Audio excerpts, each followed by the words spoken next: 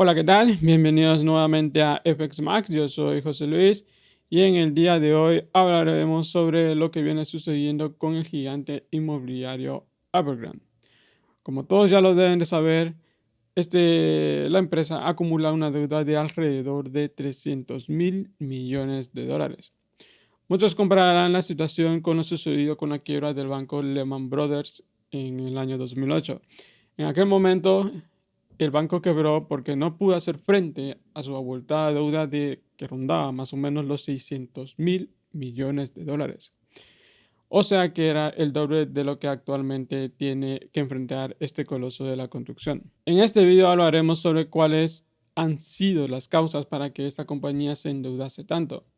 ¿Quiénes serán los posibles damnificados que tengan que pagar los platos rotos debido a los excesos de esta compañía? También hablaremos sobre las posibles soluciones que está barajando la empresa para poder hacer frente al pago de tan abultada deuda. Y por último, veremos qué opciones tiene sobre la mesa el gobierno del señor Xi Jinping, si llegará, o sea, si se inclinará por salvar a la empresa o si por el contrario la dejará hundirse. Así que sin más rodeos, vamos a comenzar a desarrollar bueno, todas estas interrogantes. Evergrande fue fundada en el año 1996 bajo el nombre de Henda Group por este señor que ustedes ven en pantalla, el señor Xu Jiajin. En un principio, la política de la empresa era la de construir pisos pensados para la clase media china, pero debido a la explosión de gente que migraba del campo hacia las grandes urbes, la compañía comenzó a aprovechar el crédito fácil que le proporcionaban los bancos. Bueno, no solamente los bancos, también sus proveedores, y también aprovechaba el dinero que la gente pagaba por adelantado por un piso que prácticamente no había sido ni siquiera terminado de construir. Este fue el principal modelo de negocio de la compañía. O sea, tomaba el dinero de sus clientes que habían pagado por adelantado y los invertía en otros proyectos. En el año 2009, la empresa se encontraba en una situación boyante de liquidez, ya que en ese año la compañía comienza a cotizar en la bolsa de Hong Kong, llegando a generar unos activos de alrededor de 772 millones de dólares en su primer día. La empresa también busca llamar la atención del inversor extranjero y comienza a emitir bonos offshore, o sea, bonos en dólares estadounidenses. Ante el crecimiento imparable del sector inmobiliario, la compañía opta por invertir en otros sectores tales como el automovilístico, tecnológico, financiero e incluso llega a convertirse en los dueños de un club de fútbol, el Guangzhou Fútbol Club, al que pueden apreciar en la pantalla. La ambición desmedida del presidente de la compañía ante su idea de que los precios de la vivienda nunca iban a parar de subir, llevó a la empresa a convertirse en la inmobiliaria más endeudada del mundo. Este título se lo ganó al salir a la luz su abultada deuda. Pero, ¿cómo fue posible que la compañía llegase a endeudarse tanto? Para empezar, diremos que todo se le comenzó a complicar el año pasado, cuando el gobierno chino, en busca de reducir los contagios debido al rápido esparcimiento del virus, decreta un confinamiento estricto. Esto provoca retrasos en la entrega de pisos, problemas con los permisos de trabajo, interrumpidos más que nada por contratistas que no recibían su remuneración correspondiente. También afectó que en agosto del año pasado el gobierno decidiese intervenir el aumento de los precios de las viviendas, lanzando leyes contra las inmobiliarias en la que instaba más que nada a las más de 40 empresas que conforman el sector inmobiliario a reducir drásticamente su apalancamiento por lo menos hasta el 70%. Para hacernos más o menos una idea, perdón, para hacernos más o menos una idea, en Europa las compañías mobiliarias tienen un tope de apalancamiento del 40%. Si miramos a las compañías chinas, perdón, si miramos a las compañías chinas, ellas estarían duplicando su apalancamiento. Y como es obvio, ninguna de las 40 empresas se acercaba a la cifra establecida por el gobierno.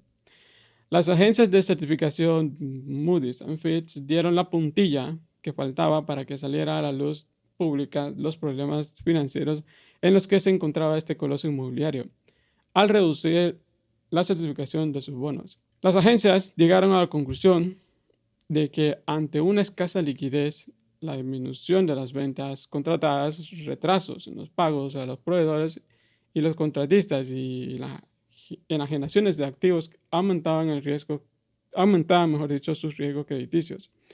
Así lo detallaron ambas agencias cuando decidieron rebajar drásticamente la certificación crediticia de la empresa, dando por hecho de que parecía muy poco probable de que la compañía pudiera hacer frente al pago de sus deudas. Ahora miraremos quiénes podrían ser los más afectados ante la posible quiebra de esta compañía. El sector inmobiliario en la segunda economía más grande del mundo representa alrededor del 29% del PIB, o sea, de su Producto Interior Bruto. Y Evergrande es la segunda compañía más importante del país. Cuenta con una plantilla de alrededor de más o menos 200,000 trabajadores y genera alrededor de unos 3,8 millones de empleos indirectos. Y actualmente tiene paralizada alrededor de 1,5 millones de viviendas que tienen que ser entregadas. El posible colapso de esta compañía no solo significaría la destrucción de millones de empleos directos e indirectos, sino también el posible efecto contagio que afectaría a bancos e inversionistas chinos, que podrían perder miles de millones si el gigante defrauda sus obligaciones financieras. Actualmente Evergrande acumula una deuda por valor de 300,000 millones de dólares, que al cambio vendrían a ser unos 254,000 millones de euros, lo que es igual al 2% del PIB de China o el tamaño de toda la economía de Sudáfrica. Bloomberg afirma que también que para fines de este 2021 la inmobiliaria tiene que pagar a sus acreedores unos 669 millones de dólares en bonos y que para marzo y abril del próximo año tendrá que pagar otros 3.450 millones de dólares. Como se puede ver, la posible quiebra del grupo inmobiliario supondría una catástrofe que arrastraría todo el ecosistema que gira en torno a él, obligaría a los acreedores a asumir los costos y arruinaría a cientos de empresas. Además de esto, UBS señala que 19,000 millones de dólares de la deuda de Evergrande está en bonos offshore, por lo que su colapso también impactaría fuera de las fronteras de China. Pero, ¿qué soluciones está barajando la empresa para poder hacer frente al pago de su cuantiosa deuda? Evergrande ha comenzado una carrera para cortar su endeudamiento. La empresa actualmente, ha estructurado un plan con el objetivo de reducir su deuda para el 2023. En los últimos meses, la empresa puso a la venta propiedades con un 30% de descuento y empezó a vender parte de sus negocios automovilístico y tecnológico. Sin embargo, estas medidas no han sido lo suficientemente rápidas y la compañía sigue hundiéndose en deudas, perdiendo liquidez. Sus calificaciones crediticias continúan bajando y sus bonos siguen perdiendo valor. Y no hablemos también de sus acciones que ya han llegado a rozar una posible quiebra técnica. Aunque en los últimos días la empresa ha podido hacer frente al pago de alguna de sus deudas, dichos pagos solo se han centrado dentro del mercado doméstico. No ha dado ninguna información sobre si considera pagar o no los bonos offshore, que debió haber hecho frente hace ya 2 semanas. Recordemos que la cantidad de dichos bonos son de 84 millones de dólares y de 47,5 millones de dólares, respectivamente. Y este lunes también nos despertábamos con la noticia de que el gigante ordenó parar sus títulos negociados que cotizan en la bolsa de Hong Kong. Esto es una señal más de que la compañía prácticamente le está resultando difícil poder hacer frente al pago de sus deudas. Pero, ¿por qué el gobierno chino se ha mantenido alejado de la situación que afectaría en gran parte a la economía del país? El gobierno pues el gobierno del presidente Xi Jinping se encuentra actualmente realizando cambios drásticos en la política del país. Y uno de estos cambios se llama la Ley de Prosperidad Compartida.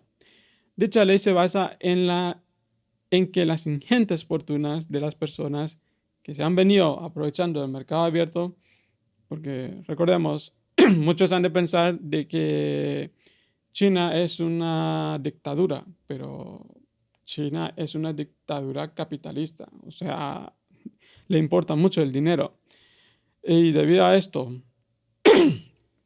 durante el tiempo en que China aprovechó el mercado abierto, muchas de la gente acaudalada pues vio crecer su fortuna. Y hoy en día pues esto ya no puede seguir aumentando. Esto, mejor dicho, esto ya no puede seguir aumentando. No va a seguir aumentando el caudal de las fortunas de las fortunas personales de estas personas. Más todo lo contrario, todas las ganancias que generan a partir de este año no irá para sus cuentas, sino más bien se extenderán al resto de ciudadanos. Si miramos bien, básicamente lo que viene a decir esta ley es que todos las personas que prácticamente gozan de una buena, o sea, de una buena fortuna personal, ya no podrán seguir aumentando dicha fortuna. Más bien, todo lo que generen durante, qué sé yo, durante este año se repartirá al resto de ciudadanos. Si analizamos bien o si miramos bien lo que significa esta ley, la ley de prosperidad compartida, entonces al gobierno no le vendría bien rescatar a una empresa que representa todo lo contrario a lo que el gobierno promueve. Por otro lado, de no rescatar a la empresa, 200.000 personas se quedarían sin trabajo, sin contar los 3, millones de empleos indirectos que la compañía genera y las 1,5 millones de personas que ya han pagado por adelantado el piso verían pues esfumarse la idea de ser dueños de su propio hogar. Así que como podemos ver, el gobierno no lo tiene muy fácil, que digamos. En resumen de todo lo que, más o menos, de este pequeño resumen que hemos venido haciendo o que hemos hecho, para mí, en mi opinión, Evergrande es es el ejemplo más claro que uno puede tener cuando tú decides sobre apalancarte. Recordemos que no hace mucho, creo que en el mes de abril de este año, incluso salió a la luz, salió la noticia de Archegos Capital, creo que se llama. Era una firma de inversión que decidió invertir su cartera, o sea, la totalidad de su cartera, que eran 20.000 millones de dólares, pero lo invirtió todo con un sobreapalancamiento, o sea, su capital eran 20.000 millones de dólares y su sobreapalancamiento rondaban los 100.000 millones de dólares. Creo que más que nada, yo creo que habrán escuchado esta noticia porque luego de 2 días, pues la empresa se declaró en quiebra porque todas las inversiones en las que había puesto su dinero generaron pérdidas. Esto, tanto Evergrande como lo que ha sucedido con esta compañía, pues ¿qué les puedo decir? Son los ejemplos más claros que pueden encontrar a la hora de invertir con un sobreapalancamiento extremo. Lo suyo, bueno, en mi caso yo no soy un gran inversor todavía, pero espero llegar a hacerlo. Lo suyo es que si tú cuentas con una cuenta pequeña, es que también tengas un apalancamiento que te permita más o menos solventar o de alguna manera no pierdas mucho tu dinero. El broker, si tú digamos tienes una cuenta de $1,000 y el broker a lo mejor, bueno, tiene varias opciones de apalancamiento. Puede ser 1x2 o 1x3 o incluso 1x5. Esto quiere decir de que si tú inviertes $1,000 o 1.000 euros, el broker te proporcionará 200.000 euros más. Esto para que tú puedas invertir. A partir de ahí, pues lo suyo es que si tú haces un buen análisis y haces bien las cosas, es que a lo mejor es que saldrás ganando. Pero si haces mal y te sobra palancas, pues aquí tienes el ejemplo de Evergrande y también de Archegos Capital, que son los dos ejemplos más claros que podemos tener sobre lo que sucede si nos sobreapalancamos. En principio, yo creo que la empresa, en mi opinión, no tiene muchas opciones y más que nada el gobierno lo que busca es que las deudas que prácticamente acumula la empresa no salpiquen a los bancos chinos. Sobre todo si, más que nada porque el gobierno ya en la crisis del 97 tuvo que salvar a los bancos. O sea, sería algo ilógico volver a repetir lo mismo. Es por esta razón que yo más que nada pienso de que el gobierno busca solamente que este gigante inmobiliario se haga cargo de sus deudas de los bancos y después a lo mejor le dirá, si te tienes que hundir, te vas a hundir. Y pues bueno, en resumen, no es bueno el sobreapalancamiento. Y con respecto a lo que vaya a pasar con esta empresa, es que yo más creo de que a finales de este año o a principios del otro, si es que no hace frente a los pagos que ya hemos mencionado, la empresa se tendrá que declarar en quiebra. Y ya veremos de qué manera afecta a, a las diferentes entidades que compraron los bonos option. Así que esto ha sido todo por hoy. Si les ha gustado el video, como siempre, son muy bienvenidos sus likes. Y como siempre, si desean que hablemos sobre algún tema en concreto, nos los pueden dejar en los comentarios. Que vayan muy bien las inversiones y que tengan un buen día.